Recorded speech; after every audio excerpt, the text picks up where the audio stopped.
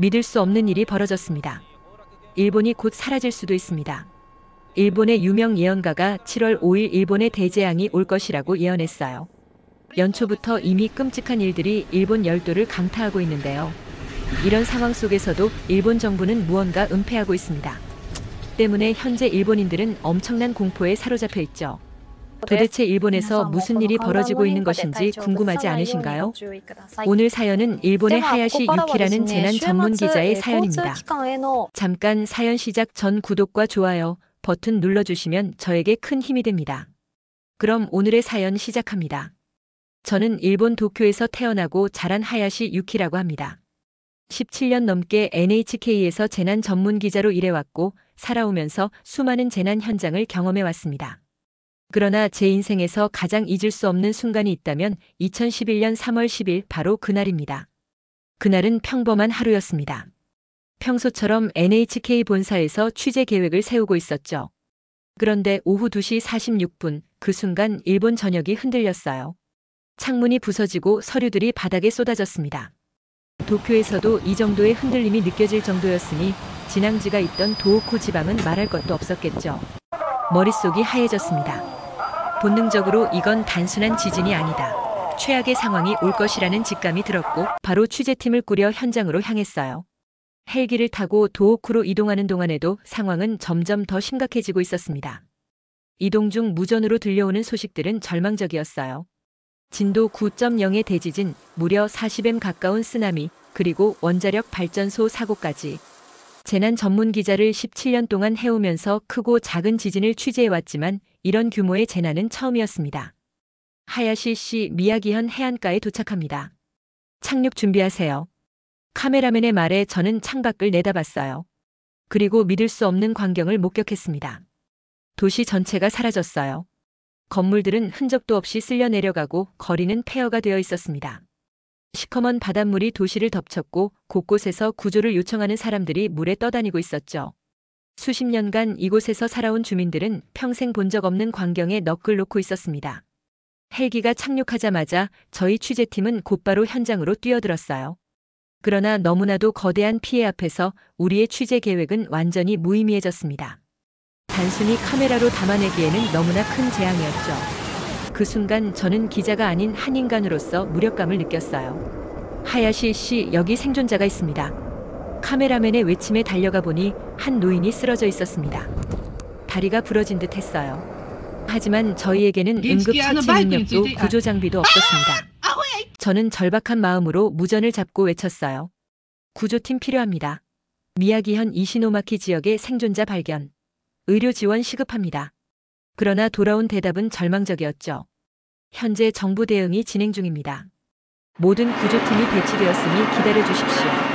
그때 처음으로 절망감이 밀려왔습니다. 정부의 대응이 이토록 느리다니. 취재팀으로서 할 수 있는 일이 많지 않다는 사실이 무력감을 더했어요.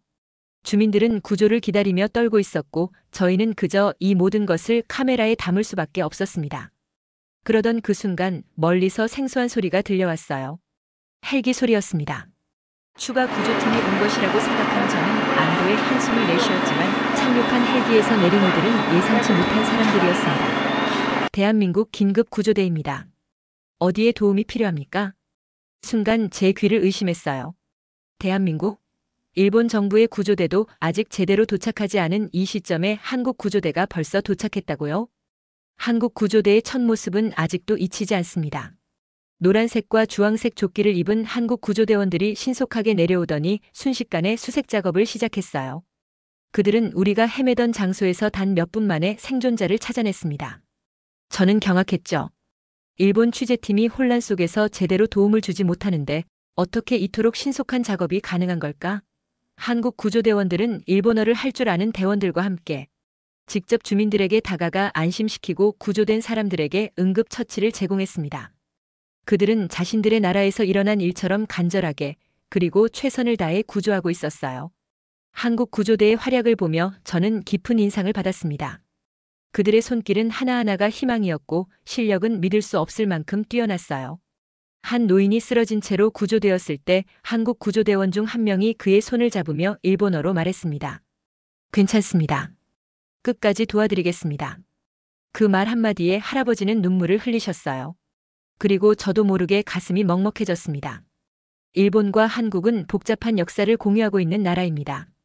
그런데도 한국 구조대는 그 어떤 망설임도 없이 오직 생명을 구하기 위해 이곳에 왔죠. 저는 부끄러웠습니다. 기자로서 이 모든 상황을 객관적으로 전달해야 하는데 제 마음 한편에서는 한국이 가장 먼저 달려와 도와줬다는 사실을 인정하기 싫은 마음과 동시에 그들에게 너무나도 고마운 감정이 뒤섞여 복잡한 감정이 들었어요. 카메라를 들고 이 모든 상황을 담아내며 저는 고민했습니다. 과연 이 장면을 그대로 방송에 내보낼 수 있을까? 일본 정부보다 한국 구조대가 먼저 도착했다는 사실을 우리 국민들이 어떻게 받아들일까? 이후 며칠간 저는 한국 구조대원들과 함께 현장에서 취재를 진행했어요.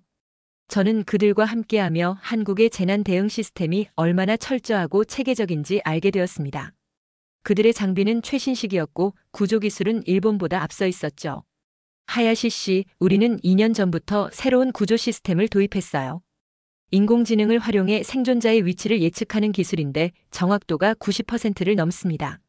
한국 구조대의 김준호 팀장이 저에게 설명했습니다. 제가 놀란 표정으로 바라보자 김준호 팀장은 웃으며 덧붙였어요. 우리는 항상 최악의 상황에 대비합니다. 한국은 자연재해가 적은 편이지만 오히려 그렇기 때문에 더 철저하게 준비하는 것이죠. 그의 말에 저는 깊은 인상을 받았습니다. 일본은 재난 대국이라 자부하며 세계 최고의 대응 시스템을 갖추고 있다고 생각했는데 실제 현장에서는 한국의 시스템이 훨씬 효율적이었어요. 그들은 단순히 빠르게 대응하는 것이 아니라 철저한 훈련과 높은 시민의식으로 인해 가능한 것이었습니다. 그렇게 14년의 시간이 흘렀습니다. 그동안 저는 일본의 재난 대응 시스템에 대해 깊이 연구했어요. 더 나은 시스템을 만들기 위해 노력했지만 보수적인 일본 사회에서 변화는 쉽지 않았습니다. 여전히 많은 일본인들은 우리의 시스템이 세계 최고라고 자부하고 있었죠. 그러던 2024년 여름, 일본 열도는 또 한 번의 재앙을 맞이했습니다. 바로 난카이 해곡에서 발생한 규모 7.1의 강진이었어요. 이날은 평소처럼 무더운 여름날이었습니다. 하지만 오후 4시 43분, 일본 전역에 긴급 재난 경보가 울려 퍼졌어요. 큐슈 남부 미야자키 앞바다에서 규모 7.1의 지진이 발생했습니다. 쓰나미 주의보가 발령되었으니 해안가 주민들은 즉시 대피하시기 바랍니다. 일본의 지진은 흔한 일이었기에 처음에는 사람들도 크게 놀라지 않았습니다. 그러나 이번 지진은 달랐어요. 단순한 지진이 아니라 앞으로 더 큰 재앙이 올 것이라는 신호에 가까웠습니다. 지진 발생 직후 일본 기상청은 긴급 브리핑을 열고 이번 지진으로 인해 난카이 해곡 대지진의 발생 가능성이 평소보다 높아졌다고 발표했어요. 한마디로 앞으로 30년 내에 80% 확률로 발생할 것이라던 난카이 대지진이 어쩌면 몇 개월 안에 혹은 며칠 안에 터질 수도 있다는 뜻이었습니다. 순식간에 일본 사회는 혼란에 빠졌어요. SNS와 뉴스에서는 대지진이 곧 온다라는 말이 퍼져나갔고 사람들은 공포에 사로잡혔습니다. 편의점과 마트에는 긴급 생필품을 사려는 사람들로 가득 찼어요. 컵라면, 물, 건전지, 방제 키트는 순식간에 동이 났고 일부 지역에서는 물건값이 폭등하기도 했습니다. 집을 떠나야 할까요? 이제 일본도 안전하지 않은 것 아닙니까? 정부는 도대체 뭐 하고 있죠? 거리에서 만난 시민들의 목소리였습니다. 사람들의 불안은 점점 커져갔어요. 특히 일본 서남부 지역에 거주하는 주민들은 대피소를 찾아 떠나기 시작했습니다.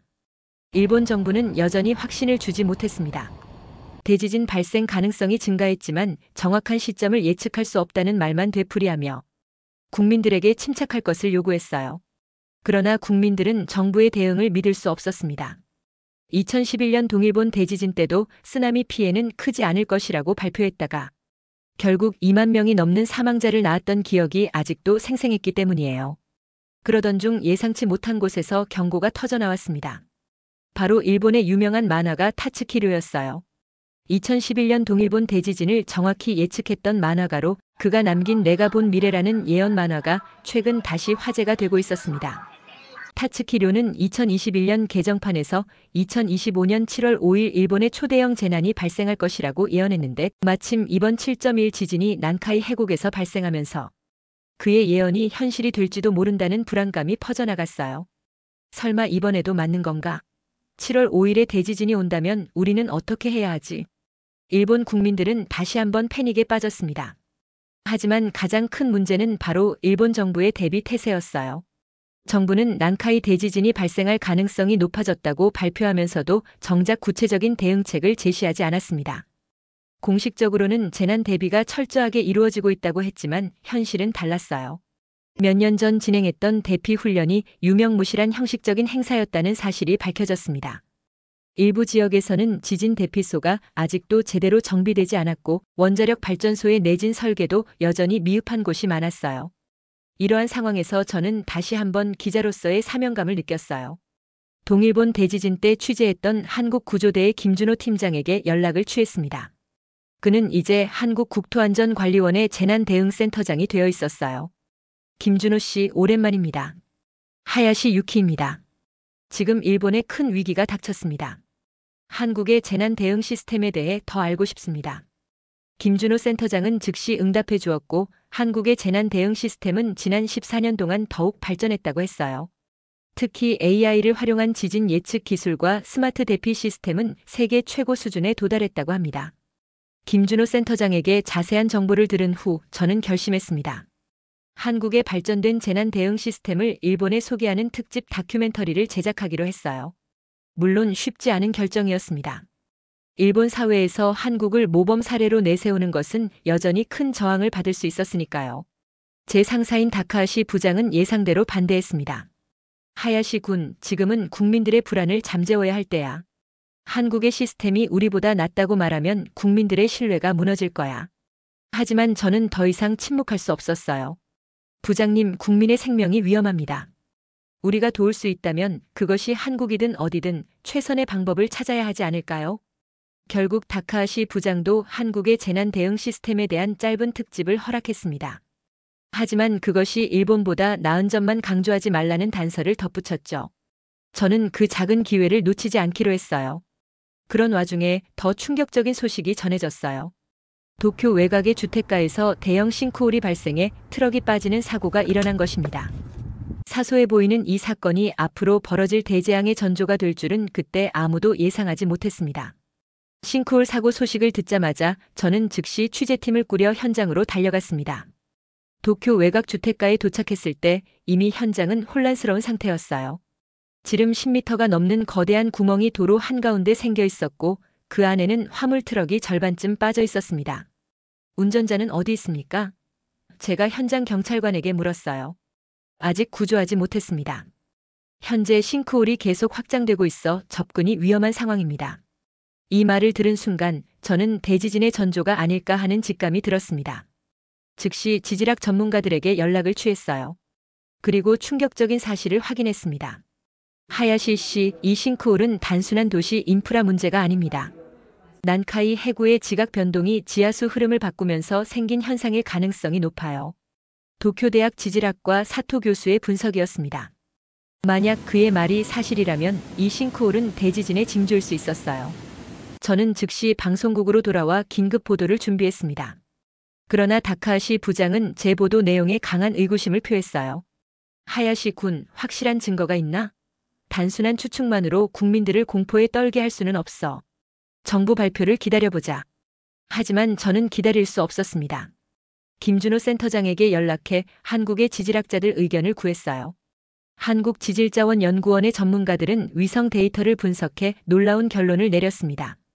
도쿄 일대에서 비정상적인 지반 침하 현상이 관측되고 있습니다. 이는 난카이 해구 지진의 전조일 가능성이 높습니다. 이 정보를 가지고 저는 비밀리에 조사를 시작했어요. 정부 내부 관계자를 만나 실제 상황을 확인하고자 했습니다. 오랜 인맥을 동원해 국토교통성의 한 고위 관계자를 만날 수 있었어요. 하야시 씨, 이건 절대 보도되면 안 됩니다. 그는 주위를 살핀 후 낮은 목소리로 말을 이어갔습니다. 정부는 난카이 대지진에 대한 시뮬레이션을 이미 마쳤어요. 최악의 경우 사망자가 23만 명이 넘을 수 있다는 결과가 나왔습니다. 쓰나미 높이는 최대 30m까지 예상되고요. 저는 충격의 말을 잇지 못했어요. 이런 심각한 상황이 국민들에게 알려지지 않고 있다니. 정부의 공식 발표는 대비책 마련 중이라는 모호한 내용뿐이었습니다. 왜 이 사실을 숨기고 있는 겁니까? 대규모 패닉과 경제 붕괴를 우려해서입니다. 부동산 가격 폭락, 대규모 인구 이동. 사회적 혼란이 너무 클 거예요. 그의 말에 이성적으로는 이해가 갔지만 기자로서 그리고 한 사람의 시민으로서 이런 중요한 정보가 숨겨지는 것은 받아들일 수 없었습니다. 취재를 계속하면서 더 많은 충격적인 사실들이 드러났어요. 일본 정부가 공식적으로 발표한 대피소의 40%가 실제로는 내진 설계가 미흡했고 비상식량과 물 비축량도 공식 발표의 절반에 불과했습니다. 이 모든 정보를 어떻게 처리해야 할지 고민하던 중 우연히 한국의 재난 대응 시스템에 대한 새로운 사실을 알게 되었어요. 김준호 센터장으로부터 한국이 개발한 스마트 대피 시스템에 대한 자료를 받았습니다. 우리는 모든 국민에게 개인별 맞춤형 대피 경로를 제공해요. AI가 실시간 상황을 분석해 가장 안전한 경로를 알려주죠. 이 시스템은 지진 발생 시 교통 혼잡, 건물 붕괴 위험, 쓰나미 경로 등을 종합적으로 고려해 최적의 대피 방법을 제시했어요. 더욱 놀라운 것은 이 시스템이 이미 실전에서 그 효과를 입증했다는 점이었습니다. 2022년 포항 지진 때 이 시스템 덕분에 단 한 명의 인명피해도 없었어요. 대피 시간이 기존보다 43% 단축되었죠. 저는 결심했습니다. 이 모든 사실을 국민들에게 알려야 했어요. 정부의 은폐와 대비 부족, 그리고 더 나은 대안이 있다는 사실을. 그러나 공영방송에서 이런 보도를 하기는 불가능했습니다. 고심 끝에 저는 오랜 친구인 독립언론인 야마모토 히로시에게 연락했어요. 그는 영향력 있는 온라인 뉴스 플랫폼을 운영하고 있었습니다. 히로시, 중요한 이야기가 있어. 국민들이 알아야 할 사실이야. 야마모토는 제 자료를 검토한 후 놀란 표정을 감추지 못했습니다. 유키, 이건 폭탄급 뉴스야. 방송하면 엄청난 파장이 있을 거야. 알아. 하지만 국민의 생명이 위험해. 이대로 재앙이 닥치면 수많은 사람들이 희생될 거야. 야마모토의 플랫폼을 통해 난카이 대지진의 진실이라는 제목의 특집 기사가 발행되었어요. 정부의 은폐, 부실한 대비책, 그리고 한국의 발전된 재난 대응 시스템에 대한 내용이었습니다. 기사가 발행되자 사회적 파장은 예상보다 훨씬 컸습니다. SNS를 통해 급속도로 공유되었고 시민들의 분노와 불안이 폭발했어요. 정부 대변인은 즉각 근거 없는 루머라며 부인했지만 이미 신뢰는 무너진 상태였습니다. 기사 발행 이틀 후 오사카에서 더 큰 규모의 싱크홀이 발생했습니다. 번화가 한복판에 지름 20m, 깊이 15m의 거대한 구멍이 생겨났어요. 다행히 인명피해는 없었지만 주변 건물들이 심각하게 기울어지는 등 2차 피해가 우려되는 상황이었습니다. 저는 즉시 오사카로 향했어요. 현장에 도착했을 때 상황은 이미 통제 불능 상태였습니다. 경찰과 소방대원들이 주변을 통제하고 있었지만 뚜렷한 대응책 없이 혼란만 가중되고 있었어요. 현재 싱크홀 확대 가능성이 있어 접근이 금지되어 있습니다. 주민들은 안전한 곳으로 대피해 주시기 바랍니다. 경찰의 안내 방송이 울려 퍼졌지만 정작 어디로 대피해야 하는지, 얼마나 오래 기다려야 하는지에 대한 구체적 안내는 없었습니다. 주민들은 불안한 표정으로 서로를 바라보며 갈 곳을 찾지 못했어요. 이런 일본 정부의 대응과 달리 한국에서는 싱크홀이 발견되면 즉시 드론과 지하 레이더를 이용해 3D 지도를 만들고 인근 지역 주민들에게 실시간 알림과 함께 구체적인 행동 지침을 제공한다는 것을 알게 되었습니다. 이런 차이가 생명을 구하는 결정적 차이가 될 수 있었어요. 오사카 취재를 마치고 도쿄로 돌아와 저는 일본의 싱크홀 위기와 대응의 한계라는 새로운 기사를 작성했어요. 한국의 선진적인 대응 시스템과 일본의 낙후된 시스템을 비교하며 변화의 필요성을 강조했습니다. 이 기사 역시 큰 반향을 일으켰고 시민들 사이에서 한국처럼 철저하고 신속한 대응 체계가 필요하다는 목소리가 커져갔어요. 일부 지방자치단체에서는 한국의 재난 대응 시스템을 벤치마킹하겠다는 발표까지 나왔습니다.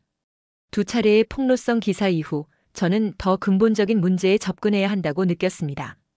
단순히 재난 대응의 미흡함을 지적하는 것을 넘어 왜 일본 사회가 이렇게 변화에 뒤처지게 되었는지 분석하고 싶었어요. 그래서 시작한 것이 장기 프로젝트 일본 사회의 위기 우리가 직면한 민낯이었습니다. 이 프로젝트를 위해 저는 퇴직한 정부 관료, 학계 전문가, 일반 시민들까지 다양한 계층의 사람들을 인터뷰했어요. 가장 먼저 눈에 띈 것은 일본의 아날로그적인 행정 시스템이었습니다. 2025년 지금도 일본에서는 팩스가 주요 업무 수단으로 사용되고 있어요. 한국에서는 이미 2000년대 초반부터 이메일과 메신저, 전자결제 시스템이 자리 잡으며 모든 업무가 디지털화되었지만 일본에서는 여전히 관공서나 기업에서 팩스를 주고받으며 업무를 처리하는 경우가 많습니다. 타츠키료의 예언 날짜인 2025년 7월 5일이 이제 불과 4개월 앞으로 다가왔습니다.